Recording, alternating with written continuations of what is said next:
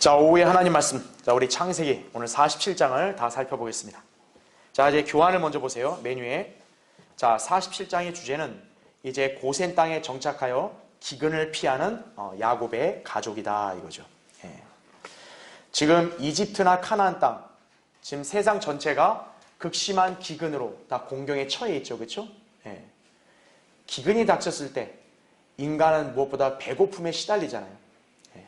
그러나 하나님께서 택하신 야곱과 그의 가족은 이 기근 가운데서도 하나님의 돌보심을 받게 되는 것이죠. 그렇죠? 예. 그를 위해서 하나님께서는 요셉을 들어 쓰셔서 이집트의 치리자가 되게 하셨고, 또 그에게 계시를 통해서 이제 장차 닥쳐올 기근을 대비할 수 있게 하신 거죠. 그렇죠? 예. 그래서 이제 우리 지난 시간에 봤듯이 이제 요셉이 이제 형제들에게 아버지를 모시고 오라 이제 그렇게 요구했고, 마침내 이제 야곱하고 요셉은 이제 상봉을 하는 것이죠. 그렇죠? 자, 이제 47장 살펴보면요. 1번 고센에 정착하는 야곱의 가족에 대해서 1절부터 12절에 그 내용이 나오고요. 13절부터 31절까지는 기근에 처한 이집트에서 자, 요셉이 얼마나 현명하게 치리를 하는가, 이제 이 부분을 이제 살펴보려고 합니다. 자, 그래서 이제 47장은 야곱의 가족이 이집트 고센 땅에 정착하여 그곳에서 기근을 피하는 모습을 묘사한다 이거죠. 자, 야곱은 파라오 앞에서 담대하게 그를 축복함으로써 성숙한 모습을 보인다 이거죠. 예. 그러니까 이전의 야곱과는 확실하게 다른 모습인 거죠. 또 요셉은 기근으로 고통받는 땅의 백성들에게 씨를 공급해 준다라는 얘기죠. 자, 요셉의 이러한 모습, 정확히 예수 그리스도의 예표임을 입증해 준다라는 얘기죠. 예. 자, 그래서 오늘 우리가 이 예표적인 진리들과 또 우리가 이제 교훈을 삼을 수 있는 영적인 내용들, 오늘 이 47장에 제시되어 있는 부분들을 다 살펴보겠습니다. 자, 먼저 거기 1절부터 12절을 읽겠습니다. 자, 요셉이 와서 파라오에게 고하여 말하기를 내 아비와 내 형제들과 그들의 양떼와 소떼와 그들의 모든 소유가 카나안 땅에서 왔는데 보소서 그들이 고센 땅에 있나이다 하고, 그가 그의 형제 중 몇 사람 즉 5명을 데리고 가서 파라오에게 보이니 파라오가 요셉의 형들에게 묻기를 너희 직업이 무엇이냐 하니 그들이 파라오에게 말하기를 당신의 종들은 목자들이 온대 우리와 우리의 조상들도 그러하나이다 하고, 그들이 파라오에게 또 말하기를 카나안 땅에 기근이 심하여 당신의 종들은 그들의 양떼를 먹일 초장이 없기에 우리가 이 땅에 기거하러 왔나이다. 그러므로 우리가 당신께 청하오니 이제 당신의 종들이 고센 땅에 거하게 하소서 하더라. 파라오가 요셉에게 일러 말하기를 내 아비와 형제들이 내게 왔고 이집트 땅이 내 앞에 있으니 이 땅의 가장 좋은 곳에 내 아비와 형제들이 거하게 하되 고센 땅에 그들로 거하게 하라. 그리고 만일 그들 가운데 활동력 있는 자들이 있는 것을 내가 알면 그들로 내 가축을 돌보는 관리자로 삼으라 하더라. 요셉이 자기 아비 야곱을 인도하여 파라오 앞에 서게 하니 야곱이 파라오에게 축복해 주더라. 파라오가 야곱에게 묻기를 당신의 연세가 얼마나 되느냐 하니 야곱이 파라오에게 말하기를 내 순례길 세월이 130년이니이다. 내 생애의 세월이 짧고 험악하였으나 내 조상들의 순례의 날들 곧 그들의 생애의 세월에는 미치지 못하였나이다 하고, 야곱이 파라오에게 축복해주고 파라오 앞에서 나오니라. 요셉이 파라오가 명령한 대로 그의 아비와 형제들을 정착시켰고 이집트 땅에서 그들에게 소유를 주었으니 가장 좋은 땅 라메세스의 땅을 주었더라. 요셉이 그의 아비와 그의 형제들과 그의 아비의 집안을 그들의 가족대로 양식으로 부양하였더라. 이렇게 말씀하죠. 그렇죠? 자, 이제 교환을 보세요. 먼저 자 1번. 자, 2절에 이러한 표현이 나옵니다. 그가 그의 형제 중 몇 사람 즉 5명을 데리고 가서 파라오에게 보이니 이렇게 나옵니다. 자, 여러분 여기서 눈에 띄는 숫자가 뭡니까? 5, 5입니다. 그렇죠? 자, 요셉의 생애 가운데 이 5이라는 숫자가 상당히 두드러지게 나타나고 있어요. 예를 든다면 창세기 45장 22절에서도 베냐민은 5배를 준단 말이에요. 자기 치 나오는. 그렇죠? 예. 그리고 지금 여긴 요셉이 파라오 앞에서 형제들 중에 5명을 데리고 간다는 얘기죠. 왜 요셉의 생애에서 이 숫자 5가 많이 등장하는가 이거죠. 자, 우린 이미 배웠습니다. 성경에서 숫자 5는 뭐를 상징한다 그래요? 죽음을 상징하죠. 이런 숫자가 다름 아닌 그리스도의 예표인 요셉의 생애에서 자주 발견된다는 것은 그리스도의 죽음을 연상하게 한다는 얘기죠. 예. 자, 예수 그리스도가 이 땅에 오신 목적은 사실 죽으시기 위해 오신 거 아니겠어요? 그렇죠? 초림 때 가장 중요한 사건은 바로 예수 그리스도의 죽으심이다라는 얘기죠. 예. 자, 성경에서 숫자 5가 바로 그 죽음을 상징하는 숫자죠. 그렇죠? 그게 요셉의 생애 때 많이 언급된다는 것. 곧 요셉이 그리스도의 예표다. 이것을 우리에게 암시해 주는 거다. 이렇게 이해하시면 됩니다. 자, 그 다음 밑에 2번 보세요. 요셉은 자기 형제들을 파라오에게 소개하고 고센 땅에 거하는 것을 허락받았죠. 예. 파라오는 요셉의 형제들 가운데 활동력 있는 자들을 파라오의 가축을 관리하는 자들로 세우라고 지시를 했습니다. 4절부터 6절에 나온 대로. 그러니까 지금 요셉의 형들의 직업이 목자 아니겠어요? 가축을 관리하는 일이잖아요. 그러니까 파라오가 자기 가축을 관리하는 일을 요셉의 형제들에게 맡길 텐데 중요한 거는 모두에게 다 맡기는 게 아니라 활동력 있는 자들, 즉 부지런히 움직이는 자들에게 내가 일을 맡기겠다는 얘기죠. 예. 자, 지금 카나안 땅은 어떤 상태예요? 지금 우리가 여기 4절에서 읽었듯이 그 요셉의 형제들이 고백한 바에 따라 지금 기근 때문에 초장이 없다 그러잖아요. 예. 목초지가 완전히 사라져버린 거죠. 그럼 어때요? 목자로서 일을 할 수가 없어요. 왜? 그 양들을 먹일 초장이 없잖아요. 그렇죠? 자, 그런 마당에 지금 요셉의 형제들에게 파라오의 가축을 관리하는 일이 주어졌다라는 거죠. 이거는 대단한 행운이 아닐 수 없는 거죠. 왜냐하면 자칫 일을 못할 수가 있는 건데 이렇게 왕의 가축을 돌보는 일이 주어지는 거니까. 그렇죠? 예. 만약에 이런 대기근이 없었다면 어떻게 되겠어요? 이들이 그런 일을 할 기회가 없는 거죠. 애당초. 그렇죠? 예. 그러니까 위기 가운데서도 뭔가 기회가 주어지는 게 우리 인생의 본질인 거죠. 그렇죠? 자, 밑에 3번 보세요. 내가 알면 그들로 내 가축을 돌보는 관리자로 삼으라 나옵니다. 자, 이 구절은 요셉이 그리스도의 예표임을 증거해요. 자, 지금 요셉은 활동력 있는 자들을 따로 선별을 해서, 그렇죠? 가축을 돌보는 관리자의 영예를 받도록 인도를 하는 거죠. 방금 제가 언급한 대로 아무나 그 일을 맡을 수 있는 게 아니라 활동력 있는 부지런한 사람이 그 영예를 누릴 수가 있는 거죠. 자, 이처럼 우리 주님께서는 부지런한 성도에게 상을 주신다는 거 아셔야 돼요. 여러분이 하나님을 섬긴 일은 우선이고 또 여러분의 실제적인 일에 있어서도 주님께서는 부지런한 자를 돌보시고 상을 주신다는 걸 아셔야 돼요. 또 그분의 백성을 왕께로 인도하신다는 얘기죠. 지금 요셉은 파라오에게 그 활동해 있는 자들을 인도하잖아요. 그렇죠? 마찬가지로 예수 그리스도도 이렇게 근면성실하고 또 영적인 일에 열심인 그러한 성도들을 하나님 앞에 기꺼이 소개하고 인도하신다는 얘기죠. 그거를 우리가 배울 수 있습니다. 자, 밑에 4번을 보세요. 자, 7절에 야곱이 이제 파라오 앞에 섰잖아요. 그랬더니 야곱이 파라오를 어떻게 합니까? 축복을 해줍니다. 자, 성경적으로 보면 축복은 보통 위에 있는 사람이 아래에 있는 사람한테 해주는 건데 지금 야곱이 파라오를 축복하고 있어요. 사실 육안으로 보면 지위나 위상은 원래 누가 높아요? 파라오가 높은데 그러나 오히려 야곱이 거꾸로 어때요? 그런 파라오를 축복을 해준다는 얘기죠. 예. 자, 드디어 야곱은 하나님께서 원하시는 모습, 곧 하나님의 통치자로서의 면모를 드러낸다는 얘기죠. 예. 자, 육신적으로 볼 때는 분명히 야곱은 파라오에 비할 바 못 되지만 그러나 하나님의 관점에서 볼 때는 파라오가 더 대단해요? 야곱이 더 대단해요? 야곱이 훨씬 대단한 인물이죠. 네. 그 야곱을 하나님께서는 어떤 이름으로 바꿔주셨어요? 이스라엘이다 이거죠. 이스라엘 이름이 하나님의 통치자예요. 하나님의 통치자 위상이 훨씬 대단하죠. 그러니까 그런 야곱이 파라오를 축복하는 거, 그건 이상한 게 아니란 얘기죠. 이게 하나님께서 이름을 바꿔주신 이스라엘에서 나타나야 될 본래 모습이다라는 얘기죠. 네. 하나님께서 원하시는 모습을 드디어 이제 야곱이 나타내고 있는 것이. 자, 괄호 1번 보십시오. 야곱은 지금 이집트의 파라오 앞에서 굽실거리거나 전혀 위축되지를 않지요. 여러분이 한번 생각해 보세요. 옛날에 야곱이 어떤 인물이에요? 자기 형 에서 앞에서도 아이고 내가 형님의 얼굴을 보는 게 하나님의 얼굴을 보는 것 같다고 막 그렇게 온갖 아부를 했던 인물 아니에요. 자기 형 앞에서도. 그렇죠? 하물며 지금 육신적으로 볼 때 야곱은 지금 파라오 때문에 어쨌든 이집트에 와서 기근 피한 거 아니에요. 그렇죠? 그것도 그 이집트라는 강대국의 왕 아니에요. 그 왕 앞에 섰는데 옛날에 야곱이었으면 아주 굽실거리고 남은 거죠. 그렇죠? 그런데 지금 그 야곱은 그런 모습이 없다 이거죠. 지금은 이스라엘의 모습인 거예요. 예.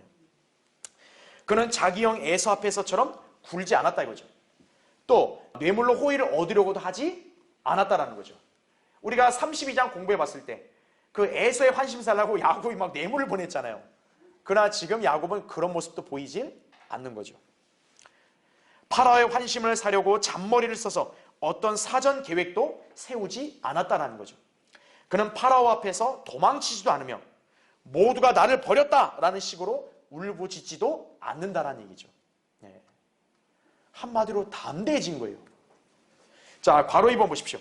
야곱은 똑바로 선 채 파라오를 만났고 이스라엘 민족의 선지자적인 목자장의 역할을 그대로 수행했다라는 얘기죠. 예. 나름대로 뭔가 영적 권위를 보인 거죠. 그러니까 축복을 해준 거 아니겠어요? 그렇죠? 예. 자, 그는 자신의 생애를 이제 간략하게 간증을 하죠. 자기의 생애 순례길이라 그러면서. 그렇죠? 그리고 왕의 머리에 손을 얹고 축복을 해준 것이다 이거죠. 10절에 나온 대로. 자, 육신적으로 볼 때는 감히 파라오를 축복한다는 거는 이건 상상을 못하죠. 야곱은 이제 눈에 보이는 대로 행동하는 게 아니라 믿음으로 사는 법을 배운 것이죠. 그렇죠. 예. 자, 맨 밑에 괄호 3번을 보십시오. 자, 야곱이 옛날에 찬탈자의 모습이었잖아요. 여러분, 야곱의 이름 자체가 무슨 의미예요? 사실 찬탈한다는 의미거든요. 자, 그런 야곱이 지금 이렇게 선지자적인 목자장으로서의 그런 면모를 보이는 하나님의 통치자로의 모습으로 변화되기까지 여러분 하루 이틀이 걸렸어요? 아니죠. 많은 세월이 걸렸죠. 예.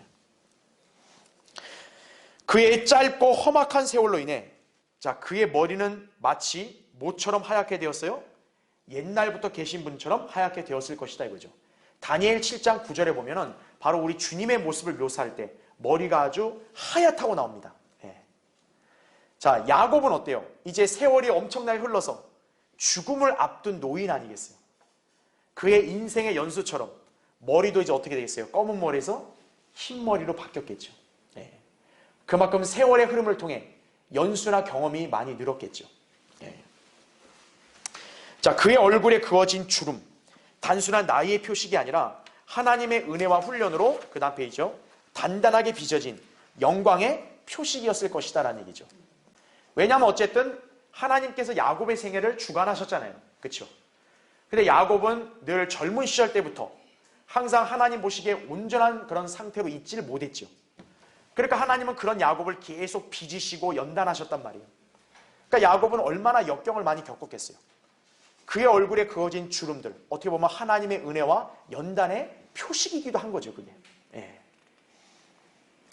자, 야곱은 자기가 파라오에게 고백한 대로 자기 생애 순례길 130년이라 그랬어요. 그래서 제가 지난주에도 여러분에게 언급했다시피 야곱은 자기가 곧 죽을 거로 생각을 한 거죠. 그러니까 자기 인생을 130년의 순례길로 요약을 했잖아요. 하지만 인간의 생각과 하나님의 생각은 다르죠. 야곱은 자기 생각과 달리 17년을 더 산 거죠. 그래서 147세에 죽게 되는 것이죠. 그렇죠? 자, 괄호 4번. 결국 지금 야곱은 세월의 흐름에 따라 성숙한 믿음을 지닌 한 족장으로서 어떠한 두려움도 없이 파라오를 대면하고 있다라는 얘기죠. 예. 이제는 그 옛날에 눈치를 보고 딱 미리 어떻게 빠져나갈까 궁리하고 그런 야곱이 아니라 이제는 하나님을 믿음으로 바라보면서 하나님의 택하셨다는 그 사실에 대해서 이렇게 확신을 갖고 이제는 누구 앞에서든지 담대하게 믿음으로 행하는 것을 이제는 나타내고 있는 거죠. 야곱이 그 긴 세월의 흐름 동안 하나님께서 연단하시고 빚으시는 과정을 통해 이제 비로소 성숙해진 것이죠. 그렇죠? 예. 자, 이제 밑에 5번을 보십시오. 자, 9절에 이런 말씀이 있습니다. 내 순례길 세월이 130년이니이다. 내 생의 세월이 짧고 험악하였으나 내 조상들의 순례의 날들 곧 그들의 생애의 세월에는 미치지 못하였나이다. 이렇게 말씀하죠. 실제로 보면 지금 야곱은 자기 할아버지 아브라함이나 아버지 이삭보다 연수가 짧죠. 예. 아브라함도 175세까지 살았잖아요. 그렇죠?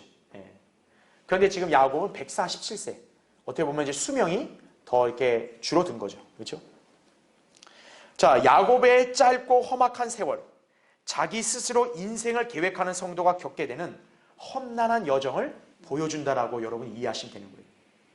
아까 제가 언급한 내용과 연관이 있는 거죠. 바로 야곱의 생애가 어땠어요? 처음부터 야곱이 하나님을 온전히 의지하고 하나님과 동행하고 한 게 아니라 자기가 머리로 다 계획하고 고안한 대로 인생을 살아왔잖아요. 그러면서 시행착오도 많이 겪었고 그 가운데서 하나님께서 역경을 통해 그를 빚으셨고 그가 연단이 되고 그리고 이제 노년이 되어서야 비로소 이제 믿음의 사람이 된 거 아니겠어요? 거기까지 도달할 때까지 야곱의 생애는 얼마나 험악했겠어요. 그렇죠? 자기가 이게 인생을 돌이켜보니 그렇다는 얘기죠. 예. 사실 야곱의 인생을 보면요 참 파란만장했다고요. 그렇죠? 예. 한번 볼게요. 괄호 1번. 자, 일단 야곱이 결혼해서 자녀를 낳기 전은 어땠어요? 자기 형 에서의 위협으로부터 도망을 갔잖아요. 그렇죠? 예. 그래서 외삼촌 집에서 엄청나게 고생을 하죠. 그래서 어쨌든 이렇게 외삼촌의 딸들을 아내들로 얻어서 자식을 낳았잖아요. 자, 그런데 괄호 1번 보세요. 야곱은 자기 큰아들이 자신의 첩과 뭐를 저질러요? 간음을 저지릅니다. 예. 그러니까 아버지 되는 입장으로서 이게 얼마나 충격이겠어요, 사실은요. 그죠? 그 다음에 두 아들들은 수많은 사람들을 또 살해를 해요. 예. 시몬과 레위가 그랬죠. 그렇죠? 그리고 가뭄과 서리 가운데서 20여 년의 세월 동안 양을 돌보는 가운데 며칠 동안 밤잠을 설쳤죠. 이게 이제 야곱이 이제 라반한테 항변할 때 했던 말이거든요. 그러니까 라반이 아주 자기 조카 야곱을 엄청 굴린 거죠. 쉽게 말하면. 예. 그 다음에 한 아내는 그것도 자기가 사랑하는 아내죠. 막내 아들을 낳다가 난산으로 죽었죠. 그리고 또 다른 아들은 투옥된 적도 있죠. 그리고 자기가 사랑하는 아들은 20년 동안 죽은 줄로만 알고 있었죠.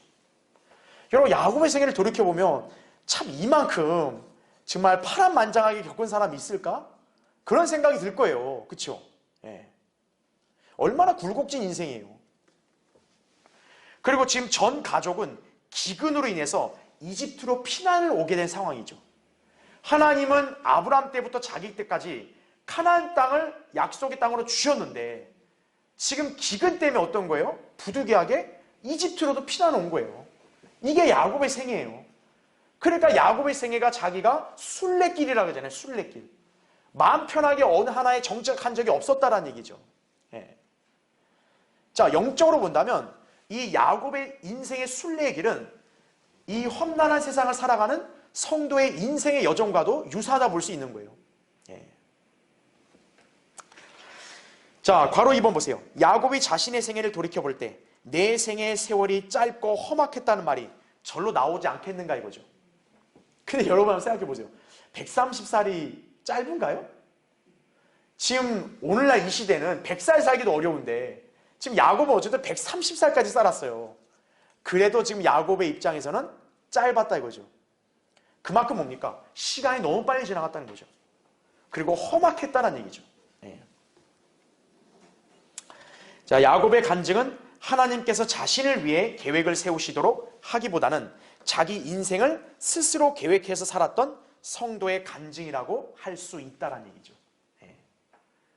자, 영적으로 성숙하고 신실한 성도면 어떻겠어요? 이 땅의 삶이 비록 고난 가운데 있다 할지라도 주님과 동행하고 말씀으로 충만한 삶을 사니까 하나님의 은혜가 넘칩니다라고 말을 할 수 있는 거죠. 그렇죠? 그러나 지금 야곱은 어때요? 그동안의 인생을 돌이켜볼 때 하나님을 온전히 의뢰하면서 살기보다는 자기가 머리를 써서 자기 스스로가 계획을 세우고 자기가 앞서서 일한 경우가 많았다라는 얘기죠. 그러니까 야곱의 생애는 참 시행착오가 많았죠. 그런 걸 돌이켜봤을 때 짧고 험악했다 이런 말이 나오는 거죠. 결국. 예. 자, 다만 야곱은 지금에 와서 솔직한 고백으로 간증을 하고 있죠. 예. 자, 이 점에 있어서 야곱에게도 하나님의 은혜가 작용했으면 틀림이 없습니다. 예. 여러분이 오해하지 말아야 될 것은 제가 방금 한 이 설명이 야곱이 무슨 하나님의 은혜를 망각했다 이 말이 아닙니다. 지금 야곱은 어쨌든 자기의 생에 관해서 뭔가 과장하거나 무슨 은폐하거나 이러지 않아요. 있는 그대로 정직하게 고백을 한다는 얘기죠. 이렇게 사람이 자기 어떤 내면적이고 또 자기의 지나온 은밀한 것들, 이런 것들을 다른 사람 앞에서 정직하게 얘기할 수 있는 건 쉽지 않죠. 하나님의 은혜가 그에게 작용한 거죠. 어쨌든 그렇죠. 예. 자, 괄호 3번 보세요. 사도 바울과 야곱의 간증을 비교해 보면 자신의 지혜로 사는 사람과 하나님께 자신의 삶을 들여서 자기 고집으로 방해하지 않고 하나님께서 그의 생애를 계획하시고 인도하시게 한 사람의 인생은 현저한 차이가 날 수밖에 없음을 우리는 배우게 된다는 얘기죠. 예. 사도 바울이 죽음을 앞뒀을 때 마지막 고백이 뭐예요? 내가 선한 싸움을 싸우고 달려갈 길을 마치고 믿음을 지켰다 이거죠. 그래서 자기는 이제 의의 면류관이 마련되어 있는 것을 바라본다 그러죠. 예. 이게 승리한 성도의 간증인 거죠. 반면에 야곱은 비록 지금 나이가 들어서는 어느 연단이 되고 성숙한 성도로 됐지만 그의 지나온 세월을 돌이켜본다면 사실은 성숙한 성도보다는 육신적인 그런 행보를 많이 밟아왔다는 얘기죠. 예. 그러니까 그런 야곱이 자신의 과거를 돌이켜봤을 때는 짧고 험악했다는 말밖에 나올 수가 없는 거죠. 예. 그러니까 여러분은 이런 차이를 잘 배워야 한다는 거죠. 여러분도 이 땅에서 한 번뿐인 인생 아니겠어요? 그 한 번뿐인 인생을 예수 그리스도를 만나고 진리를 알았단 말이에요. 그럼 여러분은 그 지나가는 그 인생을 어떻게 살아야겠어요? 사도 바울처럼 살아야죠. 예.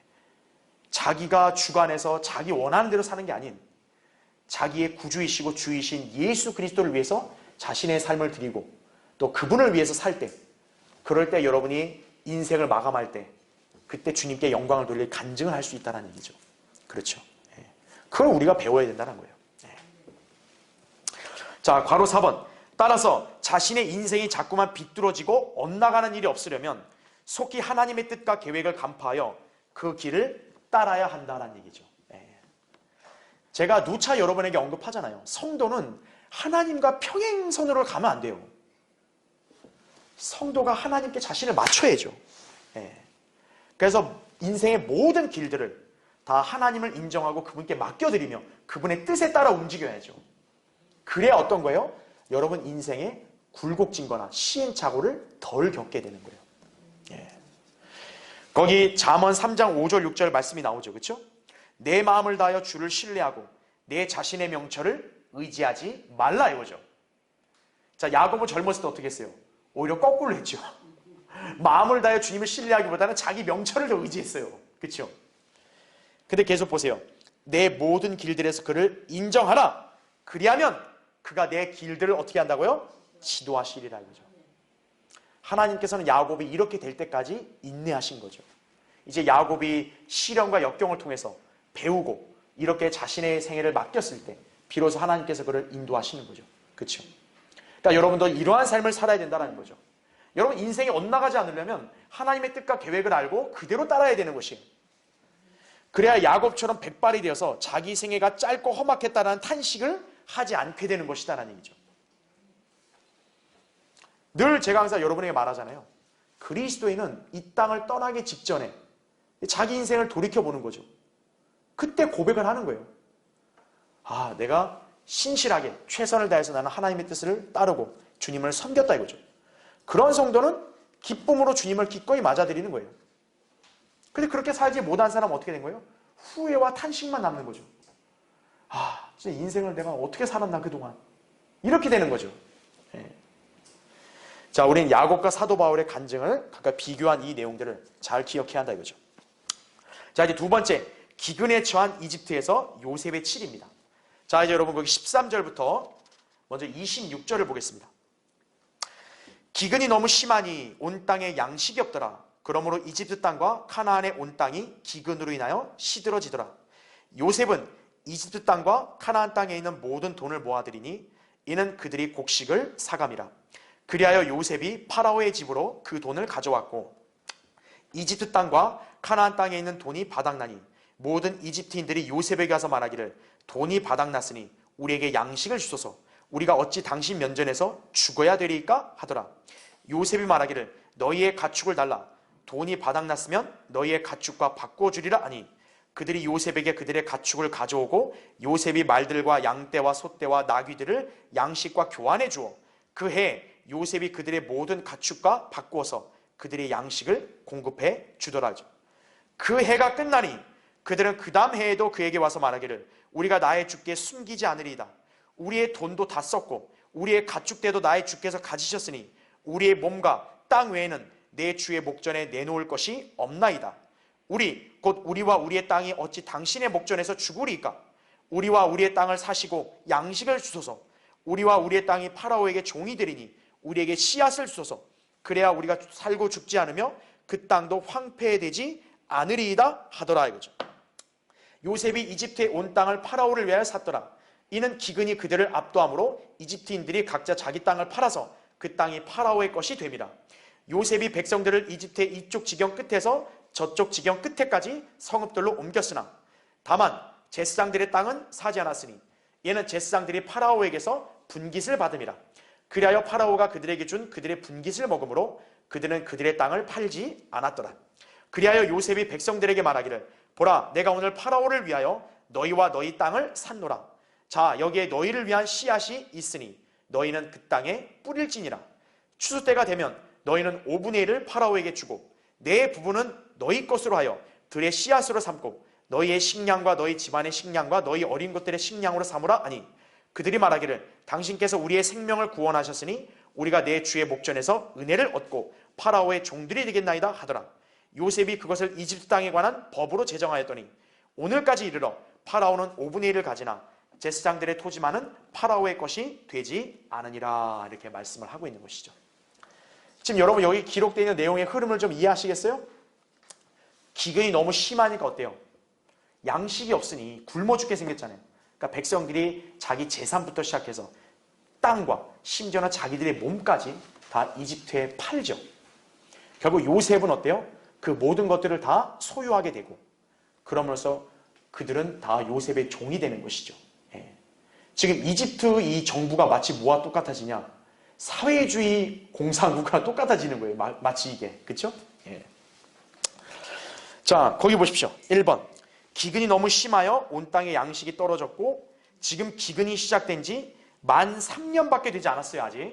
근데 사람들은 빵을 살 돈이 바닥이 난 상태인 거죠. 15절에 나온 말씀대로. 그러자 요셉은 너희의 가축을 달라. 돈이 바닥났으면 너희의 가축과 바꿔주리라. 이렇게 16절에 말하여서 그 해에 요셉이 그들의 모든 가축과 바꾸어서 그들의 양식을 공급해 줬다라는 거죠. 이리하여 가까스로 제4년째 기근도 넘어간 거예요. 예.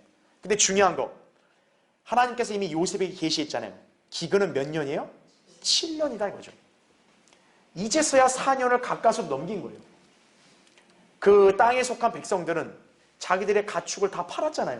그렇죠? 돈을 다 썼잖아요. 예. 그런데 결국 1년밖에 못 버티는 거죠. 자, 2번 보세요. 19절에 이런 말씀이 있습니다. 그 해가 끝나니 그들은 그 다음 해에도 나오죠. 그 다음 해. 그러니까 하나님께서 계시해 주신 이 대기근은 여전히 3년이 아직 남아있는 거예요. 그러니까 4년째까지는 버텼는데 이제 남은 3년 동안 이제는 가축도 이미 다 팔았다 이거죠. 예. 이제 백성들은 심한 공경에 처하여 우리와 우리의 땅을 사시고 양식을 주소서. 우리와 우리의 땅이 파라오에게 종이 되리니 우리에게 씨앗을 주소서. 그래야 우리가 살고 죽지 않으며 그 땅도 황폐되지 않으리다라며 요청을 하게 된다는 얘기죠. 19절에 나온 대로 이제는 뭘 팔아요? 땅을 파는 거죠. 예. 자, 지금 여러분 이 과정을 잘 보세요. 지금 이집트는 갈수록 사유재산이 없어지고 있는 거예요. 그렇죠? 예. 자, 그 다음 페이지 보세요. 3번. 자, 20절에 요셉이 이집트에 온 땅을 파라오를 위하여 샀더라 이거죠. 왜? 가축과 돈을 이제 백성들이 다 받았으니까 다 땅을 사는 거죠. 이는 기근이 그들을 압도함으로 이집트인들이 각자 자기 땅을 팔아서 그 땅이 파라오의 것이 됨이라 이거죠. 그래서 요셉은 대신 그들에게 양식을 주되 다 이제 땅까지 다 사들이는 거죠. 자, 요셉은 지금 어쩌다가 일종의 자애로운 독재자가 된 거예요. 그렇죠? 그래서 이집트 정부를 마치 사회주의 전체 국가의 형태로 지금 만들어 버렸다는 거죠. 왜냐하면 이제 그 땅에 속한 백성들이 사유재산이 아예 없어지는 거죠. 심지어는 자기들의 몸까지 어떤 거예요? 국가의 소유가 돼버리는 거죠. 예. 기근이 얼마나 심했으면 이런 상황까지 오겠냐 이거죠. 그렇죠? 자, 괄호 1번 보십시오. 요셉은 백성들의 곡식을 거둬들이더니 이제는 그들의 돈을 거둬들여요. 이후에는 가축을 거둬들여요. 그럼 마침내 그들의 땅과 그들 자신의 몸까지 사들이죠. 이로써 이집트는 정부가 모든 재산과 생명을 완전히 통제할 수 있는 사회주의 복지국가의 상태가 되어버린 거죠. 그렇죠. 예. 그런데 다행인 건 뭡니까? 이 국가의 통치자가 누구라고요? 요셉이라는 게 다행인 거죠. 그렇죠. 인류 역사에서 사회주의, 공산주의 국가의 치리자들은 다 독재자들이죠. 잔악한 독재자들. 그렇죠. 그들 밑에 있던 백성들은 어때요? 모두가 굶어 죽든지 비참하게 죽잖아요. 하지만 이집트 백성들은 그렇지 않다는 얘기죠. 왜요? 그들은 감사하게도 그들을 통치하는 자애로운 독재자가 요셉이니까. 그렇죠? 예. 자, 괄호 2번 보십시오. 자, 이것은 완전히 노예로 삼는 것과는 다르지만 마치 20세기 공산주의처럼 전체주의 정부 같은 모습이에요. 물론 그들의 상태는 역사상 공산주의 국가와는 달라요. 왜냐? 당시의 통치자가 인자한 독재자 요셉이었기 때문에 그런 거죠. 예. 요셉은 결코 백성들을 이렇게 냉정하게 이용해 먹는다든지 버리는 사람이 아니잖아요. 그렇죠? 자, 공산주의를 예를 든다면 대표적인 사례 스탈린, 모택동, 김일성 등이죠. 이들은 자기들의 사리사욕을 위해서 수많은 백성들을 굶주리게 만든 장본인들이다라는 거죠. 예.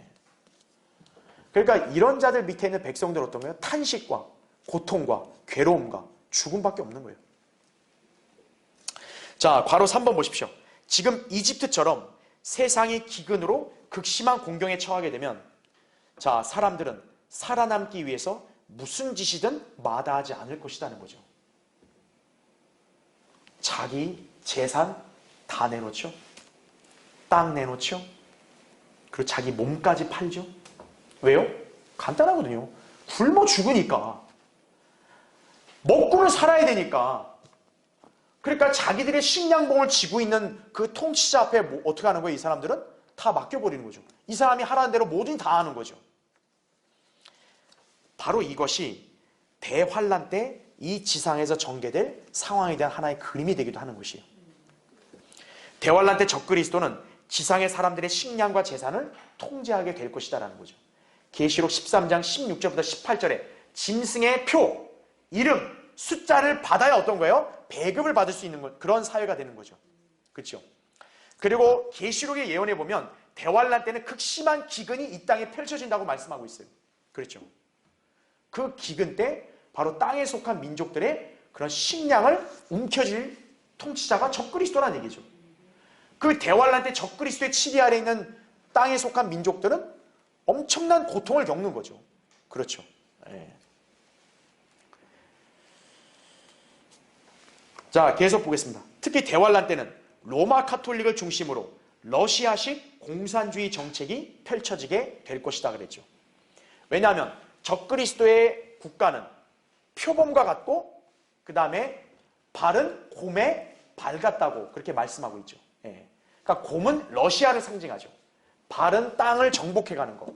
즉 러시아의 공산주의식 정치로 이제 세상을 정복하는 거죠. 예. 그리고 이제 종교는 로마 카톨릭이다 얘기죠. 신비의 바벨론이라는 얘기죠. 예. 그래서 여러분이 아셔야 될 게 로마 카톨릭과 공산주의는요 사실 밀접한 연관이 있어요. 예. 그들이 눈으로 볼 때는 잘 융화 안 되고 서로 대립하는 것처럼 보이잖아요. 근데 사실 그들은 영으로 서로 통하는 거예요. 예. 그들의 사상은 이런 좌파적인 성향과 굉장히 잘 어울린다는 얘기죠. 예. 우리나라 천주교 정의구현 사진은 좌파 아니에요. 그렇죠? 예. 공산주의다 이거죠. 예. 자, 이제 대환란 때 바로 전 세계를 지배하는 종교 로마 카톨릭이 되고 정치는 공산주의 정책이 펼쳐진다는 거죠. 자, 괄호 4번. 그러나 다행히도 지금 이집트는 자애로운 독재자 요셉이 치리하고 있는 거죠. 예. 요셉은 인자하죠. 그렇죠? 예. 요셉은 사리사욕으로 백성들을 죽음에 이르게 하는 치리자가 아니죠. 기근으로 극심한 고통에 처한 백성들이 살 수 있도록 자, 뭐를 제공해줘요? 씨앗을 제공해 준다는 거죠. 예. 자, 이런 요셉의 칠이 바로 이집트의 건전한 사회주의 복지국가의 상태를 보여준다는 얘기죠. 예. 비록 그 백성들의 사회주의 사는 없지만, 그러나 그 인자한 칠이자가 백성들이 먹고 살 수 있도록 그런 씨앗을 제공해 주는 것이죠. 예. 그런 풍토를 마련해 주는 거죠. 자, 괄호 5번 보세요. 23절, 24절에 이런 말씀이 나옵니다. 자, 여기에 너희를 위한 씨앗이 있으니 너희는 그 땅에 뿌릴지니라. 추수 때가 되면 너희는 5분의 1을 파라오에게 주고 내 부분은 너희 것으로 하여 들의 씨앗으로 삼고 너희의 식량과 너희 집안의 식량과 너희 어린 것들의 식량으로 삼으라 이거죠. 요셉은 이러한 정책을 이집트 땅에 관한 법으로 제정을 했죠. 여러분, 이게 세율로 환산하면 몇 퍼센트겠어요? 5분의 1이니까 20%죠. 네.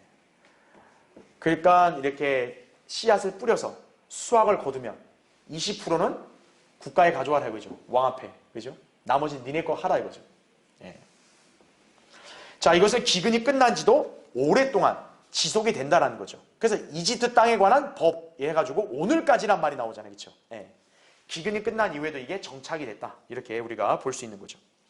자, 밑에 4번 보세요. 자, 한편 여기 본문에서 예수 그리스도의 예표로서 요셉의 모습이 묘사가 됩니다. 자, 괄호 1번 보세요.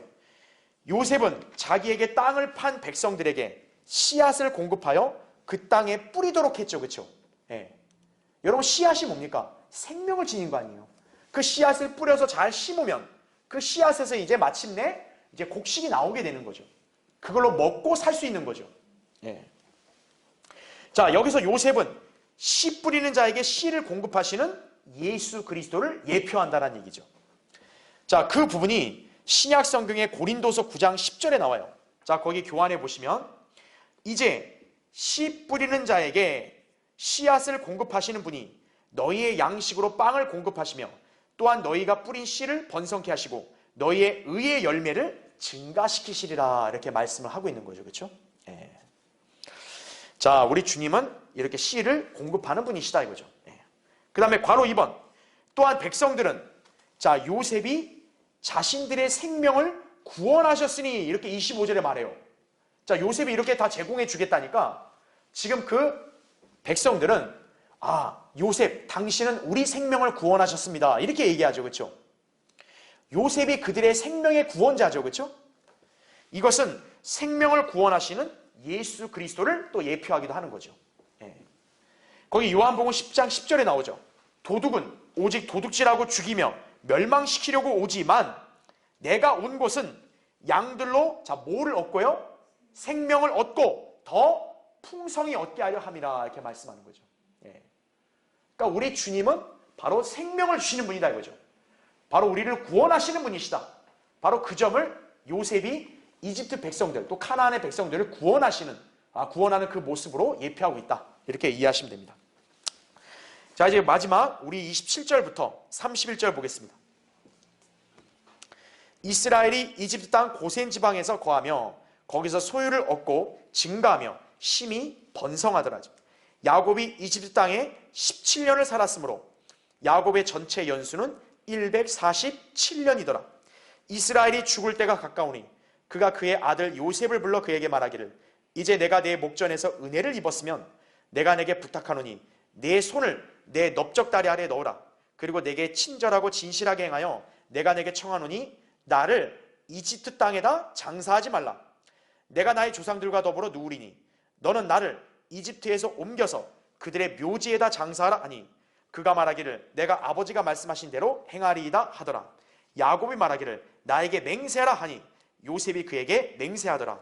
이스라엘이 침상의 머리에서 절하더라. 이렇게 말씀하고 있죠. 자, 거기 다음 페이지 보시면 자, 야곱이 지금 맹세를 시키고 있죠. 그렇죠? 자, 29절에 보면 야곱은 요셉에게 자신을 이집트 땅에 장사하지 말라고 맹세를 시키고 자, 요셉은 그 맹세를 당연히 지킵니까? 안 지킵니까? 지키죠. 50장 1절부터 3절에 나온 대로. 그래서 야곱이 죽어도 이집트에 장사하는 게 아니라 카나안 땅에 이렇게 미리 사둔 이제 그 굴에 장사를 하는 거죠. 자, 이 맹세의 방법 지금 넓적다리 아래 넣으라고 그러죠. 손을. 여러분 이 모습 어디서 많이 본 것 같지 않아요? 창세기 24장에 보면 아브라함이 자기 아들 이삭의 신부감을 구하도록 자기 청지기를 보낼 때 그때 청지기에게 맹세시킨 방법과 유사하죠. 네 손을 내 넓적다리 아래 넣으라 이거죠. 예. 맹세한 방법인 거죠. 그렇죠? 자, 그 다음에 이제 2번을 보겠습니다. 자, 우리가 이제 일상적인 내용은 다 봤는데 중요한 거는 거기 31절 보시면 이스라엘이 침상의 머리에서 어떻게 돼요? 절하더라. 자, 이 말씀이 나옵니다. 자, 지금 이 구절은요, 히브리서 11장 21절과 함께 로마 카톨릭이 자신들의 우상 숭배를 정당화하는데 사용하고 있는 거예요. 자, 여러분 거기 그 구절 나오죠, 교환에. 거기 보시면 자, 히브리서 11장 21절에는 이렇게 기록되어 있어요. 믿음으로 야곱은 죽을 때에 요셉의 두 아들 하나하나에게 축복하였으며, 그 다음 거기 잘 보세요. 그의 지팡이 머리에 의지하여 어떻게 했다고요? 경배드렸느냐, 이 말씀이 나와요. 근데 지팡이 머리에 의지하여 경배드렸단 말이 창세기는 없거든요. 근데 히브리서에는 이 말이 나와요. 그러다 보니까 로마 카톨릭은 이 구절을 갖다가 지금 어디에다 연결을 시키고 있냐면 우리 31절 읽었던 거 있죠. 이스라엘이 침상의 머리에서 절하더라 있죠. 여기다가 갖다 붙입니다. 그래서 이걸 어떤 식으로 해석하냐, 지팡이 머리에 의지해서 야곱이 경배했다 이렇게 나오니까 여기 31절에 절한단 말 나오잖아요. 그러니까 이 구절을 어떤 식으로 변개를 시키냐면 지팡이에다가 마치 경배를 한 것처럼 그렇게 변개를 시킵니다. 예. 그러니까 한마디로 말하면 이 지팡이가 예배 보조 기구로 쓰였다 이렇게 해석을 하는 거예요. 근데 이게 얼마나 웃긴 소리인지 잠깐 설명을 드릴게요.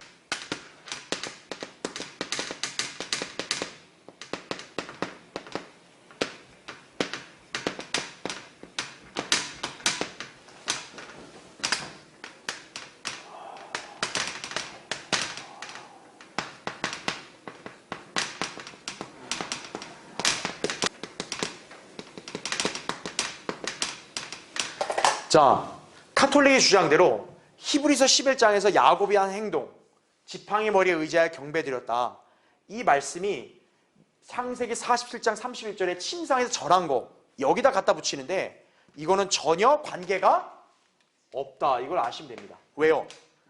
여러분 방금 21절 읽었잖아요. 거기에 상황이 뭐예요? 이게 언제 나온 거예요? 야곱이 요셉의 두 아들들을 축복할 때 나오는 거예요, 이게. 근데 지금 여기서는 축복해야 안 해요. 축복을 안 했다고요. 야곱이 요셉의 두 아들들을 축복하는 것은 이제 우리가 다음 시간에 배울 48장 1절부터 4절에 나오는 말씀이에요. 그러니까 여기에 침상의 머리에 절했다는 거하고 이거하고 지팡이 머리에 경배했다는 거하고는 전혀 연관성 없는 말이에요. 근데 카톨릭 그냥 갖다 붙이는 거예요. 특히 로마 카톨릭 성경에 저본이 되는 70인역이라는 변개된 성경이 있어요. 그러니까 여러분 이제 나중에 한번 배울 게 있겠지만 그 70인역이 바로 침상을 갖다가 지팡이로 변개시켜버린 거예요. 예. 갖다 붙이려고 여기다. 전혀 아니라는 거죠. 왜요? 지금 이 상황은 요셉의 두 아들을 축복하는 게 아니다라는 거죠. 그거는 48장에 나와요. 그리고 48장 1절을 보면 이 일들 후라고 나옵니다. 그게 뭐겠어요? 바로 야곱이 이렇게 하고 난 후란 얘기죠. 47장의 일들 후에 이제 야곱이 요셉의 두 아들을 불러가지고 이제 축복을 했다, 이 말씀인 거거든요. 그거에 대해서 창세기 48장에는 지팡이란 말이 따로 없지만 히브리서 11장에서는 뭡니까? 지팡이 머리에 의지해서 경배 드렸다는 말씀이 나옵니다. 자, 왜 그럴까요? 이제 다음 시간에도 자세히 설명드리겠지만 지금 야곱은 몸 상태가 온전해요? 아니면 아파요? 아픈 상태라고요. 다음 시간에 보겠지만. 그러니까 야곱은 아프기 때문에 이렇게 정상적으로 걸어 다닐 수 있어요? 없다고요. 야곱은 앉거나 이렇게 서거나 할 때 항상 뭘 의지할 수밖에 없어요? 지팡이를 딱 짚어야죠. 왜? 노인이니까. 그래, 그거에 의지해서 야곱이 경배를 드린 거다, 축복하고, 이걸 얘기하는 건데 로마 카톨릭은 뭡니까? 이 지팡이, 이 나무 막대기를 갖다 굉장히 신성시하는 거예요. 지팡이 머리를 향해 경배 드린 거라고. 이게 중요하다 이거죠. 이게 예배 보조기구. 그러니까 예배 드릴 때도 야곱이 지팡이에다가 예배 드린 것처럼 예배 드릴 때도 이 기구가 중요하다. 자기들의 우상 숭배를 정당화하고 있는 거예요. 근데 히브리서 11장 21절은 전혀 이 말씀하고 관계없다 이거죠. 그러니까 여러분은 이걸 잘 구분할 수 있어야 한다는 거예요. 그렇죠? 자, 그래서 이제 괄호 1번 보세요. 예수의 사제들은 위 구절에서 야곱의 지팡이가 예배 보조 기구로 사용되었다고 주장하기 위해서 지팡이 머리에 의지하여 경배드렸느니라, 이거를 지팡이 머리에 경배하였다 이렇게 변개시키는 거예요. 또는 지팡이 머리를 향하여 경배드렸다 이렇게 번역을 하는 거예요. 마치 지팡이가 경배 대상인 것처럼 그렇게 바꿨다는 얘기죠. 그러나 이 본문 구절과 히브리서 11장 21절은 전혀 다른 상황이다. 아무런 연관성도 없다. 이렇게 이해하시면 돼요. 그래서 괄호 2번 보세요. 히브리서 11장에는 어디에도 침상이 나와요? 안 나와요? 안 나옵니다. 또 47장 31절에는 지팡이가 나와요? 안 나와요? 우리 47장에 그때 지팡이만 한 번도 안 나와요. 그렇죠? 지금 야곱은 누구에게도 경배하거나 축복하지 않았다 이거죠. 히브리서 저자가 언급한 지팡이는 야곱이 요셉의 두 아들을 축복할 때 의지한 것이었다라는 얘기죠. 이때 야곱은 병든 가운데 있어서 지팡이를 의지할 수밖에 없었다라는 얘기죠. 괄호 3번, 야곱은 단순히 몸을 지탱하기 위해서 나무 지팡이에 의존한 것일 뿐 그 지팡이를 향해 절하지도 않았다라는 거예요. 그러니까 왜 그러냐면 히브리서 11장에 경배란 말이 있잖아요. 그리고 아까 제가 얘기한 대로 이들은 지팡이 머리에다 경배드렸다라고 변개시켰잖아요. 그러니까 경배드린 모습을 창세기에서 이렇게 연결시키려면 침상에서 절한 거밖에 없거든요. 그러니까 거기다 갖다 붙이는 거예요. 절한 게 경배한 거다. 근데 여긴 침상이잖아요. 그러니까 침상을 뭘로 바꿔요? 지팡이로 또 바꿔버렸다고요. 아주 웃긴 짓을 한 거예요. 자, 로마 카톨릭은 이것을 가지고 야곱이 형상 앞에 무릎을 꿇고 그 형상을 통해 하나님을 불렀던 것이라고 그렇게 가르치는 거예요. 그러니까 지팡이를 놓고 경배드리면서 하나님 이렇게 불렀다라는 거예요. 이것은 AD 787년에 니케아 공회 이래로 로마 카톨릭의 공식적인 가르침이 된 것이다 이거죠. 한마디로 인간이 고안해낸 거짓 교리에 불과하다라는 거예요. 자, 괄호 4번. 특히 그러한 가르침은 단지 우상 숭배에 지나지 않는다는 얘기죠. 그 증거가 호세아 4장 12절 나온 말씀이에요. 거기 이렇게 나오죠. 내 백성이 뭐라고 나와요? 그들의 뭐에 자문을 구했대요? 나무 조각에. 또 그들의 막대기가 그들에게 선포하나니 이는 음행의 영이 그들로 잘못 행하게 했으며 그들은 그들의 하나님의 보호를 떠나 행음하러 갔습니다. 이렇게 나오죠. 그러니까 이들이 막대기를 갖고 선포하는 거, 이거는 하나님에게서 온 거예요? 아니라는 걸 지금 여기서 입증하는 거죠. 그렇죠? 괄호 5번. 그러므로 야곱은 결코 지팡이를 경배의 도구로 사용한 적이 없다 이거죠. 야곱은 단지 지팡이에 의지하여 경배를 드렸을 뿐 지팡이가 마치 경배 대상인 것처럼 맹세한 적이 결코 없다라는 점을 잘 기억하셔야 하는 얘기죠. 그러니까 성경의 한 단어라도 변개되면 심각한 거예요, 이게. 자, 결론적으로 창세기 47장은 하나님께서 야곱의 가족을 기근 속에서 돌보시고 기근의 공경 속에서 요셉의 현명한 치리를 보여주고 있다는 얘기죠. 또한 야곱의 성숙한 면모를 통해 그리스도인이 지녀야 할 자세 그리고 인생의 보장을 위해서 하나님의 계획과 뜻을 따라야 한다는 점을 우린 여기서 배울 수 있다는 얘기죠. 오늘 여러분은 이 귀한 진리들을 잘 마음에 새기시기 바랍니다. 자, 다음 시간에 계속하겠습니다.